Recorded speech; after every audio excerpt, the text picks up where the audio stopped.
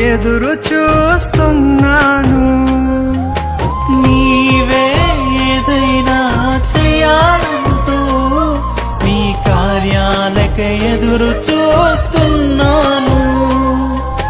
తప్పక చేస్తావని నిన్ను నమ్మి, తప్పక చేస్తావని నిన్ను నమ్మి నీ కరముపై దృష్టి ఉంచినానయ్యా.